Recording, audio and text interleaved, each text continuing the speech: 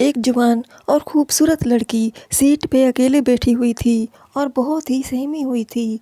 मैं उसे देखे जा रहा था क्योंकि मेरी सीट ऊपर वाली थी और वह नीचे वाली सीट पर बैठी हुई थी। वह बोली, आप ऐसा क्यों कर रहे हैं? छोड़ दीजिए मुझे, रहम करिए मुझ पर। एक लड़की ट्रेन में सुनसान सीट पर अकेली बैठी हुई थी। शाम का समय था, रात होने वाली थी।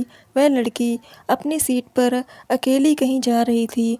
उसको थोड़ी बहुत नींद के कारण झुक रही थी तो कभी उठ रही थी।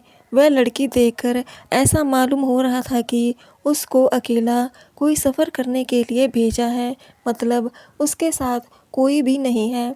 और आने जाने वाले लोग उसे घूर कर देखे जा रहे थे। वो बहुत ही डरी और सहमी हुई थी। मैं ये सब देख रहा था। इतने में वहाँ उस ट्रेन की बोगी में टीसी आ गया टिकट चेक करने के लिए। जैसे ही टिकट चेक करने वाले को देखा, वह लड़की अचानक से घबरा गई और उसकी नींद टूट गई। वह लड़की जैसे ही टीटी को अपने पास आता हुआ देख के वैसे ही उसे घबराना शुरू कर दिया। मैं सोच रहा था कि किसके घर वाले कैसे होंगे जो इसको अकेली को सफ़र करना भेज दिया है, या फिर ये लड़की घर से भागी हुई है। इसको देखकर यह मालूम हो रहा था कि उस लड़की के पास टिकट तो बिल्कुल भी नहीं होगा। इसी कारण से वह लड़की टिकट चेक करने वालों को देखकर ऐसे कांप रही थी जैसे उसके पास टिकट हो ना। मैं उसे लगातार घूरे जा रहा था।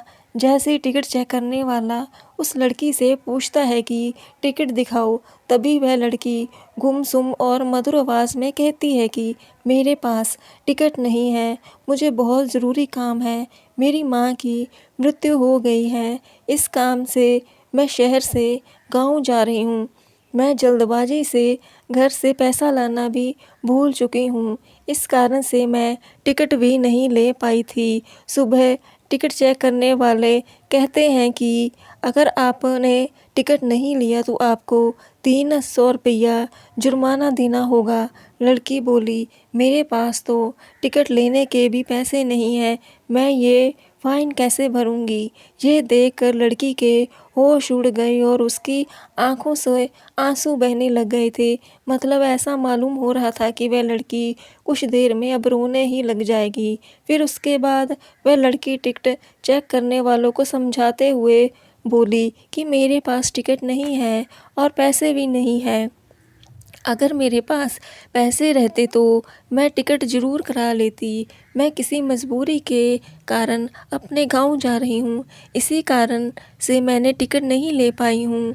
मैं अपनी माँ के बारे में सुनते ही यहाँ से भाग निकली और पैसे लेने का मुझे याद ही नहीं रहा।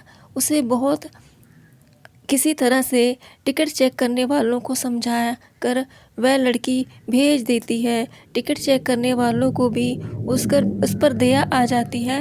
वह अब पूरी तरह से सफ़र तय करने का टिकट भी फ्री से देता है। यह देखकर मुझे भी अच्छा लगता है कि ड्यूटी नहीं, उसने फ़ाइन नहीं किया और नहीं टिकट लेने को बोला। वहाँ पास के बैठे हुए ऊपर वाली सीट में मैं ये सब उन सब का नज़ारा देख रहा था। जब मैंने उस लड़की को देखा तो वह लड़की सोने ही वाली थी और अपना ऊपर चादर उड़ाकर सोने के लिए अपने शरीर पर ओढ़ ली थी। थोड़ी देर बीत जाने के बाद उस लड़की को शायद नींद नहीं आ रही थी। फिर मैंने नीचे उतरा। वॉशरूम जाने के लिए उस लड़की से मैंने पूछ ही लिया था। मैंने उस लड़की से पूछा था कि क्या आपके पास बिल्कुल भी पैसे नहीं हैं? वह लड़की घबराई और कहती है कि मैं जल्दबाजी में घर से निकल गई हूँ, जिस कारण से मैं पैसे लेना भी भूल गई हूँ। उसके बाद मैंने उसे 500 रुपये अपनी जेब से निकालकर उसे देने का प्रयास किया, लेकिन फिर भी वह लेने से मना करती है। मैंने उससे कहा कि मैं तुम्हें कोई एहसान नहीं कर रहा हूँ, मैं तुम्हें अपना एड्रेस बता रहा हूँ। तुम्हारा जब मन करे तब इन पैसों को भेज सकती हो, लेकिन अभी तुम्हारे पास पैसे नहीं हैं। तुम्हें पैसों की बहुत ज़रूरत है, इसके बिना तुम भूखी रहोगी और घर जाने के लिए टैक्सी इत्यादि का भाड़ा भी तुम्हें चाहिए।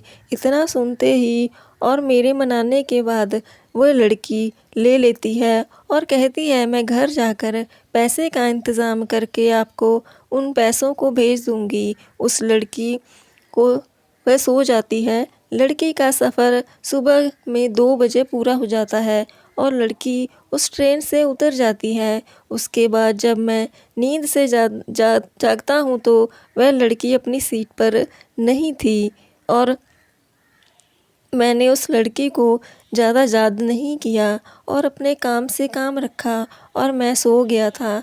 घर पहुंचकर उस दिन बीत जाने के बाद करीब 1 साल बीत जाने के बाद मैंने उस पते पर पैसे भेजने के लिए एड्रेस दिया था। उस पर एक चिट्ठी आती है। वह चिट्ठी उसी लड़की के द्वारा भेजी गई थी। उसने अपना नाम किंजल लिखा था। मुझे तो उसका नाम भी नहीं पता था। आगे लड़की चिट्ठी में लिखती है कि मेरे प्यारे हमसफ़र और मेरे अजनबी हमसफ़र, आपके ही कारण मेरा सफ़र सुहाना हुआ था। अब मैं आपका कर्ज उतारना चाहती हूँ, लेकिन पैसे भेजकर मैं आपका कर्ज नहीं उतार सकती हूँ। ऐसे में मेरी ख्वाहिश है कि मैं आपसे एक बार मिलकर आपका शुक्रिया अदा करूं। साथ ही साथ उसे चिट्ठी पर नीचे मिलने की जगह के बारे में तथा समय के बारे में भी बताया गया था। यह देखकर मुझसे भी रहा नहीं गया था। मैं उस दिन का बेसब्री से इंतज़ार करने लगता हूँ, जिस दिन यह वक्त आएगा मैं उस अजनबी लड़की से मिल पाऊँगा। जब से मैंने उसे देखा था, दिल बहुत बेचैन रहता था कि कहीं वो दिखने को मिल जाए, लेकिन मैं उसे कहाँ ढूँढता, जानता भी नहीं था कि वो कहाँ रहती है और ना ही नाम पता। आपको बता दें, वह अजनबी लड़की मुझसे मिलने के लिए इतना बेकरार क्यों थी, मुझे भी नहीं पता था। लेकिन जब से मैंने उसकी मदद की थी, मैं हमेशा सोचता रहता था कि कहीं वह लड़की भूल तो नहीं गई है, मेरा शुक्रिया अदा करना भी नहीं जानती है कि कैसी लड़की है ये, एकदम से भूल गई।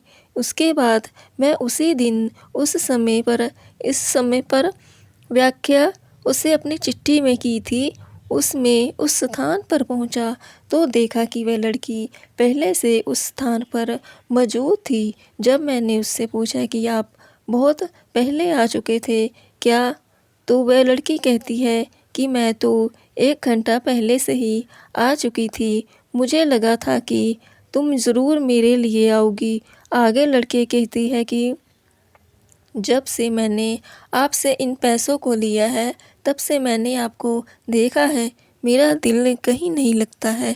मेरे जज्बात और मेरी जवानी हमेशा आपको ही याद करती रहती है, क्योंकि मैंने उस रात आप सो गए थे तो मैं आपके चेहरे की तरफ देखकर बहुत ज़्यादा खुश हुआ करती थी।